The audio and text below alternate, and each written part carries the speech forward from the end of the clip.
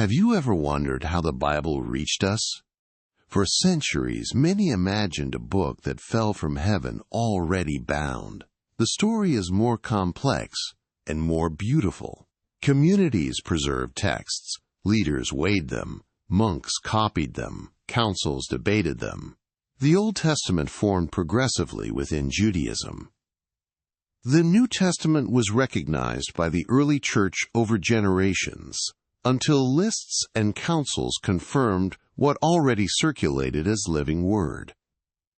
That doesn't shrink the sacred. It reveals partnership, real people, with faith and intelligence, discerning writings that set early hearts on fire.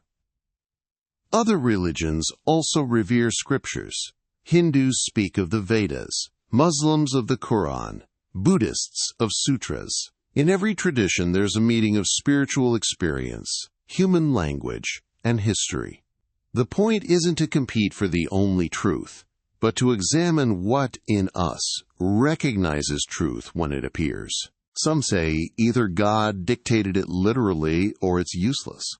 Others, it's all symbolic. Between extremes lies a deeper path, divine inspiration through human instruments. Those who touch the unsayable try to tell what they saw, and the message takes the color of their culture and vocabulary. That's why mystics from different paths describe the same peak with different accents. That's why in the West, I and the Father are one sounds blasphemous, while the Upanishads whisper, Atman is Brahman.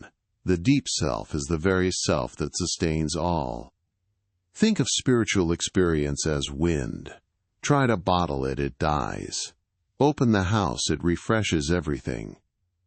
The mistake is to confuse bottle with wind, map with territory, letter with life. The good news is, the sacred won't fit in a box. It overflows in texts, art, nature, and silence. Perhaps you felt it, a moment of unity, a peace not tied to circumstance, a clarity not born of thought.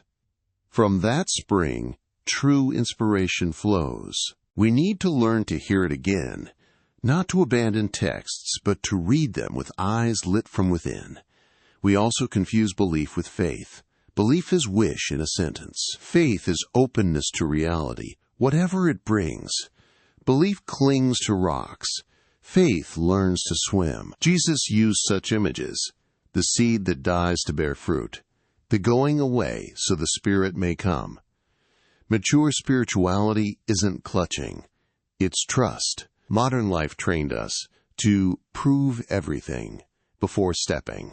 Faith isn't blind jump, it's a conscious step into the mist, guided by inward conviction and a tradition tested in practice. Napoleon Hill said, "Whatever the mind can conceive and believe, it can achieve when belief is fueled by action, discipline, and purpose." Living spirituality also asks for practice. Silence, contemplation, service, study, community. The Scripture's greatest gift isn't making Jesus an unreachable exception, but reminding us of what he revealed. We are called to awaken. Good news isn't perfect guilt. It's concrete freedom. The Church's role is beautiful. Preserve, serve, teach, heal. But faith can't die in arguments. It fulfills itself when it turns into life. Compassion, honesty, courage, joy.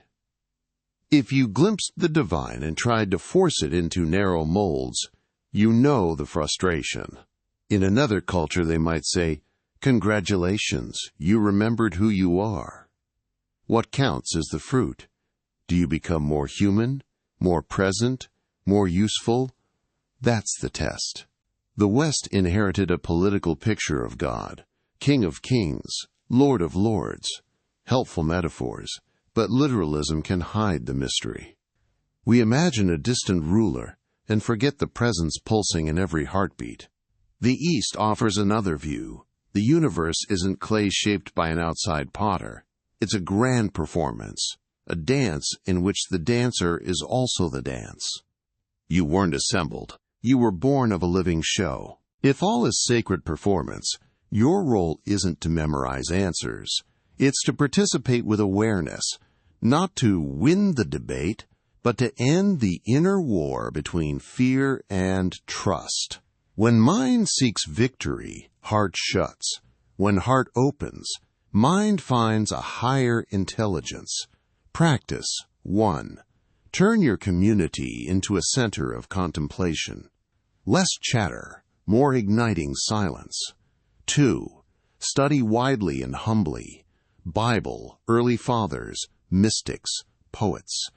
Hear the same wind in sutras and psalms. It won't dilute faith.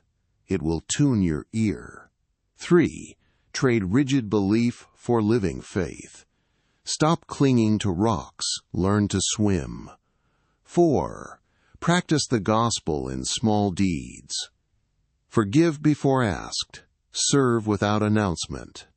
5. Walk with courage. True mysticism sends you back to the world with practical compassion. If this called you, honor it. Read less to debate and more to transform. Pray less to persuade God and more to be guided. Make your life a living good news, someone who learned to swim. Now, 3 actions. 1.